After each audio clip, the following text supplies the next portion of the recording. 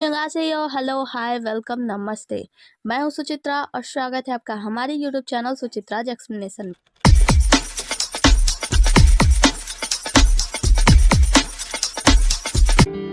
आज हम एक्सप्लेन करने वाले हैं द किंग्स वुमेन का एपिसोड नंबर 16।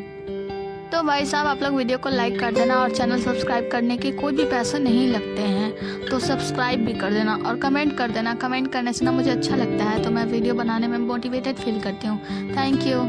तो एपिसोड के स्टार्टिंग में ही हम देखते हैं कि राजकुमारी लीयर जो होती है वो कहती है कैट गर्ल से, क्या तुम पागल हो गई हो क्या? मुझे शर्मिंदा करना चाहती हो? बताओ ना, 1 साल हो गए और अब मैं ये सब नहीं कर सकती, मतलब तलवारबाजी वगैरह मैंने छोड़ दिया है। तो वो कहते हैं जिंकाई कि तुम चिंता मत करो, मैं हूं ना तुम्हारे साथ देने के लिए, मैं तुम्हें अच्छे से सिखाऊंगा।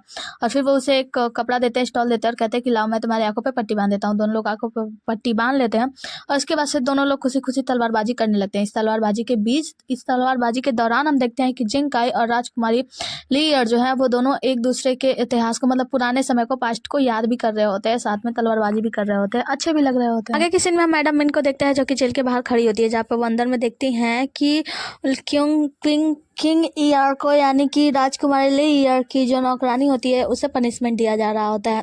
वो उन्हें देखा नहीं जाता तो वो अंदर जाती हैं। उसके बाद से कहती हैं जाओ गाओ, तुम क्या पागल हो गए हो? तुम ऐसे किसी को पनिशमेंट कैसे दे सकते हो बिना किसी सबूत के? तो वो कहता है कि महारानी मुझे माफ़ कर दीजिए, दरअसल लीयर मैडम गायब है और ये कुछ भी बताने को तैयार नहीं है। मेरे पास कोई दूसरा रास्ता नहीं था इसे सच उगलवाने का। तो महारानी कहती है कि तुम सच उगलवा रहे हो ना, तो सच उगलवाओ, ऐसे किसी को बुरी तरीके से हताश मत करो, मतलब मारो पीटो नहीं। अभी राजा आने वाले हैं और राजा तुम्हारे ऊपर ये सारा आरोप लगा देंगे। वो तुमसे कहेंगे कि तुम क्यों नहीं ढूंढे, तो तुम क्या जवाब दोगे? तुम लोगों को पनिशमेंट देते हुए लग गए।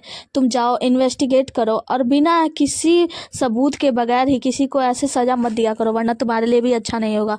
तुम अच्छे से जानते हो मुझे। तो उसके बाद से जो वो होता है ना, तो वो कहता है कि ठीक है महारानी, मुझे माफ़ कर दीजिएगा, आगे से ऐसी गलती नहीं होगी। और वो वहाँ से माफ़ी मांगकर उसे छोड़कर चला जाता है। उसके बाद से महारानी जो होती है वो जाती है, कहती है कि तुम ठीक तो हो ना? तो नौकरानी कहती है कि महारानी मुझे क्षमा कर दीजिए, मुझे सच में मालूम नहीं है कि मैडम लीयर कहाँ गई, कब गई। तो वो कहते तुम चिंता मत करो, बस राजा आने वाले हैं और तुमसे भी पूछताछ की जाएगी। उसके बाद से फिर से तुम्हें सजा दी जा सकती है। पता नहीं लीयर कहाँ चली गई, अगर वो समय पे आ जाती है तो सब कुछ ठीक हो जाएगा।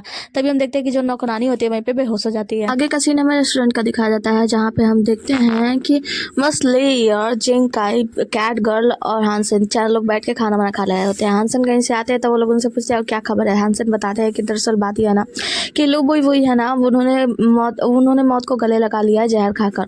तो यहाँ पे जो कैट गर्ल होती है कहती है मैंने तो ये भी सुना था कि उनसे मिलने के लिए इंजिंग यानी राजा जी आए थे और मुझे ऐसा लगता है कि शायद उन्होंने ही वो जहर वाला प्याला उन्हें दिया होगा पीने के लिए। तो वो कहती है, वो लियार होती है, वो कहते हैं नहीं ये सब गलत है, मुझे ऐसा नहीं लगता।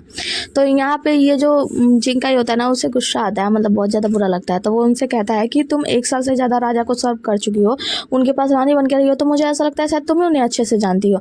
और तुमने सुना नहीं है क्या, पहले राजा ने अपने बायोलॉजिकल ब्रदर को भी मार दिया। तो वो उन्हें क्या मारना कौन सी बड़ी बात है, क्योंकि वो तो उनके पिता ही थे। तो जो लड़की होती है लीयर, वो कहती है नहीं ऐसी बात नहीं है, दरअसल बात यह है ना, बचपन से ही जिंकाई को बहुत ही ज़्यादा, मतलब बचपन से ही इंग जेंग को ना बहुत ही ज़्यादा सताया गया था और यहाँ तक कि उनके दादी भी उनको बहुत ज़्यादा सताती थी। और जिन भाई को उन्होंने मारा था वो उनके खुद के भाई नहीं थे, दरअसल वो उनकी माँ, खुद की माँ और लाओ आई के पुत्र थे। तो वो बताती है, मतलब उनके बारे में कुछ अच्छी बातें बताती है कि वो ऐसा नहीं है, वो बचपन से ही सताया हुआ है, वो उन लोगों को मारता है, उन लोगों को सजा देता है जो बुरे हैं। यहाँ पे जिंकाई कहता है अच्छा मुझे ऐसा लगता है तुम शायद ज़्यादा अच्छे से जाने लगी हो उस राजा को, मतलब वो एक तरीके से ताने मान रहा होता है। हानसेन कहता है ऐसी बात नहीं है, दरअसल वो ना बस बता रही थी, जैसे वो जानती है वो सारी चीज़ें कह रही थी। तो जो कैट गर्ल होती है वो कहती है कोई बात नहीं, मुझे ऐसा लगता है शायद हमें ही सुनने में गलती हो गई होगी। ये बातें करती है। तो जो लीयर होती है वो कहती है ठीक है मुझे माफ़ कर दो, शायद मैंने कुछ ज़्यादा ही बोल दिया। तो कैट गर्ल कहती है नहीं दीदी ऐसी बात नहीं है, आप चिंता मत करो, आप अपनी तरफ से सही हो और हमने जो सुना उन सब में सही है। तो वो कहती है लीयर कि हाँ जो रूमर्स आप लोग सुन रहे हो, रूमर्स पे सुन के भरोसा करना भी तो सही नहीं है ना, एक तरीके से सही समझा रही होती है। आगे किसी में हम महाराज इंजंग को देखते हैं। इंजंग कहते हैं कि मेरे सामने आओ। कौन? मैडम यानी लेडी ली के रूम के बाहर निगरानी करता है, उनके बेडरूम के बाहर वाला इंसान सामने आए। तो यहाँ पे एक सैनिक आता है और कहता है महाराज मैं हूँ। तो वो कहते हैं इस तलवार को उठाओ। तो वो तलवार को उठा लेता है। कहते हैं अब इससे अपना गला काट दो। वो कहता है नहीं महाराज माफ़ कीजिए, मैं ऐसा कैसे कर सकता हूँ। तो महाराज कहते हैं जल्दी काटो वरना तुम्हारा गला मैं काट दूंगा। फिर तलवार उठाते हैं उसका गला काट देते हैं और कहते हैं कि एक तो ये लेडी ली के रूम के बाहर निगरानी अच्छे से नहीं कर पाया, दूसरी इसने मेरे आज्ञा की अवहेलना की है, तो इसके पूरे परिवार को जान से मार डालो। सैनिकों को बुलाया जाता है और वहाँ से उसे ले जाया जाता है। उसके बाद से कहते हैं जाओ गाओ सामने आओ, जाओ गाओ आगे बढ़ता है। तो वो कहते हैं कि अब ये तलवार उठाओ। तो वो उठाने से पहले कहता है महाराज मुझे माफ़ कर दीजिए, मैंने ऐसा कुछ भी नहीं किया है। मैं लेडी ली को ढूंढने के लिए बहुत सारे आदमियों को लगा दिया हूँ, वो जल्दी मिल जाएंगे। महाराज कहते हैं तलवार उठाओ वरना तुम्हारा गला मैं काट दूंगा और तुम्हारे पूरे खानदान का नाश कर दूंगा। उसके बाद से वो डरते रहते तलवार उठाने जाता है।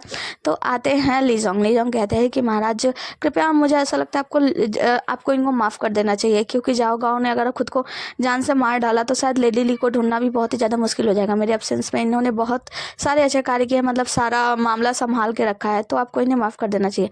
तो वो पास आते हैं, उनके पीछे तलवार लगाते हैं, मतलब उनके पीठ पे तलवार लगाते हैं। उसके बाद से कहते हैं जाओ गाओ तुम्हें जान से मार दिया जाएगा, मैं तुम्हें सर धड़ से अलग कर दूंगा अगर तुमने जल्दी से जल्दी लेडी ली को मेरे सामने लाके खड़ा नहीं कर दिया। तो वो कहता है जी महाराज जैसी आपकी आज्ञा, मैं जल्दी करूंगा ऐसा। आगे की सीन में हम लेयर को देखते हैं जो कि कैट गर्ल से मिलने जाती है। कैट गर्ल जा रही होती है शिकार करने के लिए, तो वो उनसे कहती है कि तुम यहाँ कहाँ होंगे। तो वो कहते हैं कि मैं तो मुझे तो लगा कि आप जिंगाई के साथ होंगे, उनके साथ बातें करेंगे, आप यहाँ कैसे। लेयर कहती है कि देखो मैं तुम्हारी बड़ी बहन हूँ ना, और बड़ी बहन तो माँ की तरह होती है, तो मैं तुमसे एक सवाल करना चाहती हूँ। वो कहती है हाँ कहिए ना।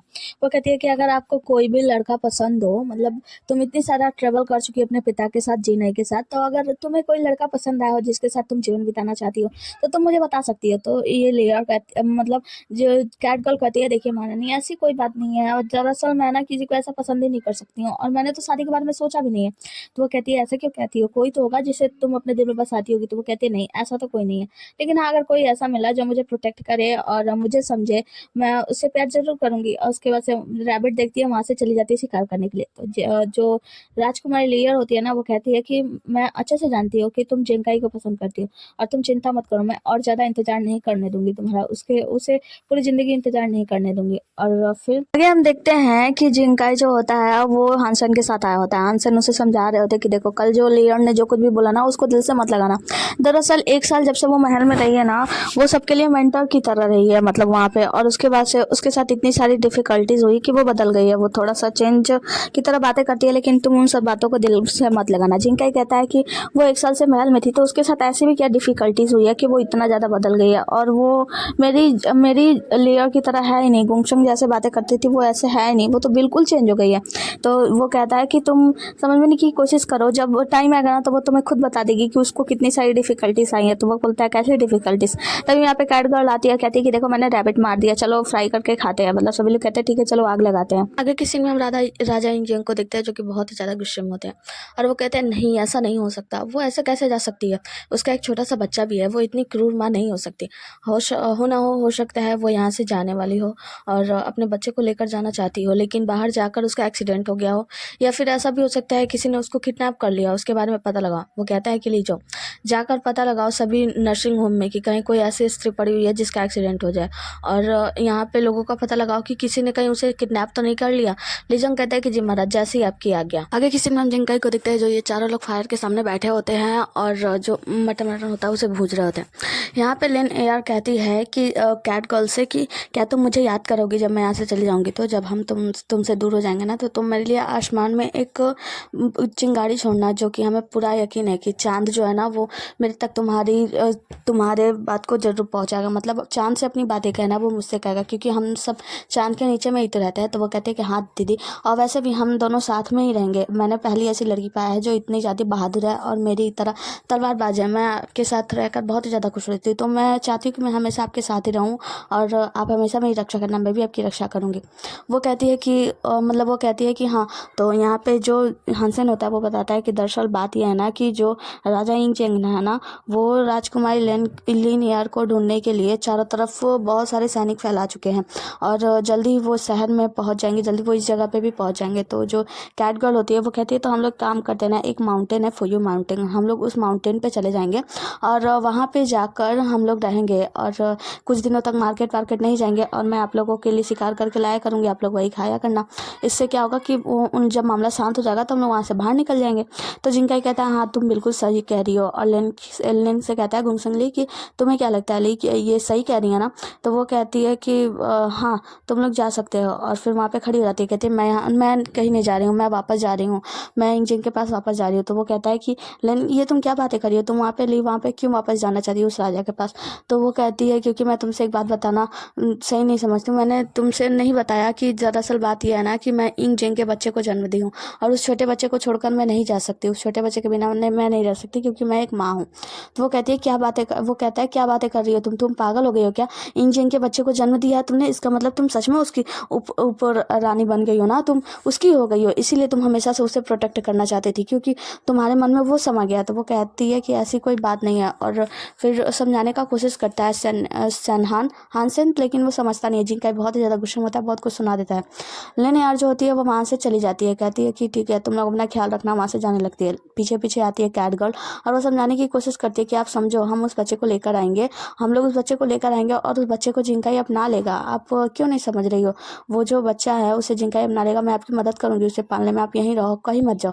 वो कहती नहीं बिल्कुल भी नहीं, मैं जा रही हूँ, और मैं तुमसे एक वादा चाहती हूँ, तुम मुझसे प्रॉमिस करो कि तुम जिंकाई की हमेशा ख्याल रखोगी, उसकी रक्षा करोगी, मतलब उसकी देखभाल करोगी। और फिर वहाँ से चली जाती है। कैट गर्ल आती है और जिंकाई से कहती है कि जाओ उसे पकड़ो, वो जा रही है, उसे जाने मत दो, उसे रोक लो।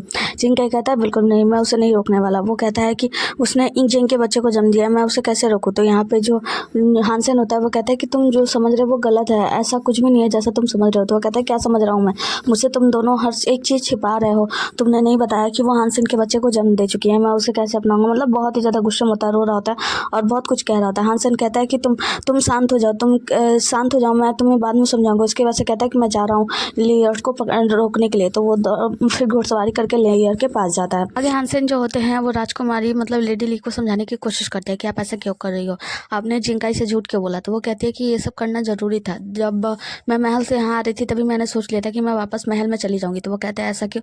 कहती है कि देखो अगर मैं वापस महल में नहीं गई तो मेरा बेटा यानी जो तियांग मिंग है वो मतलब वो बहुत ही बुरी तरीके से ज़िंदगी काटेगा। सबसे पहली बात तो उसे कभी भी नहीं बताएगा उसका पिता यानी जो जिंकाई है उसका पिता है, ये बात इंग जिंग उससे कभी नहीं बताएगा। वो अंधा बन के जिएगा पूरी ज़िंदगी, और उसके माँ के बारे में भी उसे कभी नहीं बताएगा, क्योंकि मैं इंग जिंग को अच्छे से समझने लगी हूँ और मैं नहीं चाहती कि वो बिना माता के जिए, और मैं उसके साथ ही रहना चाहती हूँ, मैं अपने बेटे के बिना नहीं रह सकती।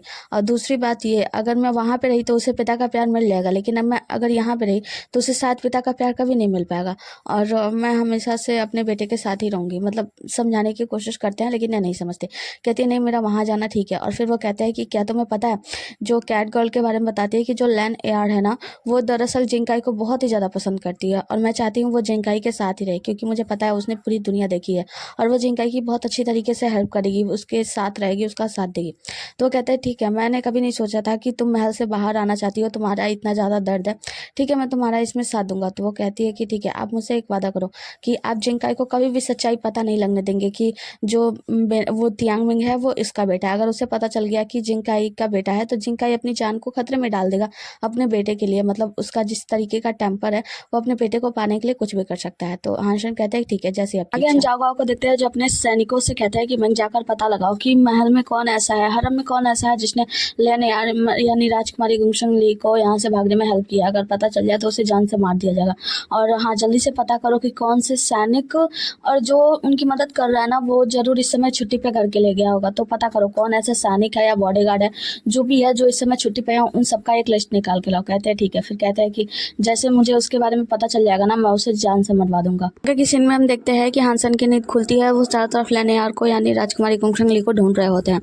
तभी उनकी नज़र जाती है नीचे जमीन पे लिखे हुए कुछ शब्दों पे। उसमें लिखा होता है कि हानसेन मैं जा रही हूँ वापस महल में, और मैं जानती हूँ कि शायद जो मैं पूरा तरीके से मानती हूँ कि जो इंग जिंग है वो मुझे मतलब कोई भी नुकसान नहीं पहुँचाएगा। और उनसे कहते हैं कि हानसेन तुम महल में मत आना, तुम्हारे साथ गलत हो सकता है, शायद तुम्हारे साथ नुकसान पहुँचा सकता है वो। मेरी एक मदद करना, तुम जिंकाई की रक्षा करना, उसकी देखभाल करना। आगे के सीन में हम हुआ यान को देखते हैं। मतलब हुआ यान महारानी जो होती है वो कहती है कि लू वुई वुई जो है ना वो बहुत ही ज़्यादा लैक ऑफ कॉन्फिडेंस था, मतलब उसका कॉन्फिडेंस ढीला था। मतलब वो चूँकि लोगों ने उन्हें प्राइम मिनिस्टर बनने के लिए बुलाया लेकिन उसने रिफ्यूज़ कर दिया और राजा के एक ऑर्डर पे उसने अपनी जान दे दी। मतलब उसके जैसा ईमानदार पर्सन तो मिलना नामुमकिन है। फिर भी हमें कोई ऐसा ढूंढना होगा जो कि यहाँ पे चू से जो बेनिफिट मिल रही है वो उससे ला सके। तो यहाँ पे राजकुमारी चू बैठी होती है। तो राजकुमारी चू कहती है कि ऐसा क्यों नहीं कहते कि हम प्राइम मिनिस्टर के लिए लॉर्ड चैंग पेंगिंग को बुला लेते हैं। मैडम हुआयान कहती हैं कि वो जो है ना वो यहाँ पे मतलब क्विंग में जन्म लिए हैं और क्विंग की रक्षा ना करके चू में चले गए, उनकी मतलब प्राइम मिनिस्टर बन गए, तो वो बहुत ज़्यादा सही नहीं है। फिर वो नाम सजेस्ट करती है, वो कहती हैं कि कैसा होगा कि अगर हम प्राइम मिनिस्टर जो है वो लीसी को बना देते। वो कहता है लीसी कौन?